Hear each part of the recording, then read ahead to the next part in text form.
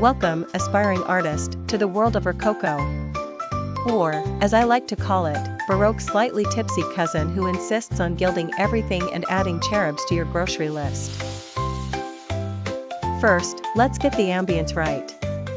Pour a cup of tea, put a pompadour wig on your cat, and make sure your curtains look like they've seen a royal tantrum. Rococo is all about elegance, but don't mistake that for seriousness. The style is playfully excessive, as if someone told an 18th century French aristocrat, "You can have one more pastry," and they took it very, very literally. Choose your canvas. If you own a pastel pink wall in Versailles, great. If not, a modest sketchbook works too, though saying sketchbook is very un-Rococo. Consider calling it My Ode to Fanciful Whimsy. Start with soft, feathery lines. If you feel you've drawn too many straight lines, you're probably drifting toward classicism. Fix this, add at least 3 irrelevant flourishes and a tiny smiling cherub riding a dolphin. That's the spirit. Color palette.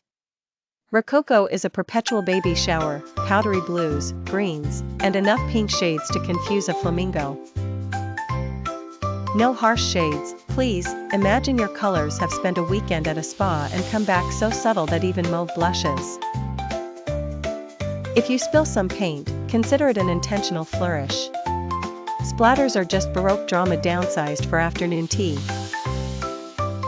Now, the playful details. Every Rococo piece needs quirks. A porcelain vase in the corner? Add giggling cupids climbing it. Painting a lady reclining in silk? Give her a fan so large it requires 2-foot men and a small ox to carry. If you feel that you've overdone it, add a few more ribbons. Rococo style would approve. Here comes the twist. Nothing in Rococo is meant to really make sense. Why is the garden full of monkeys dressed in waistcoats? Why is everyone so surprised by a flying cake? Questions like these separate the Rococo master from the mere enthusiast. Last, shading and highlights. Your shadow should be so delicate the sun barely notices. Highlights should sit atop curls and lace like drops of champagne, which, by Rococo law, must appear in the background of every third painting.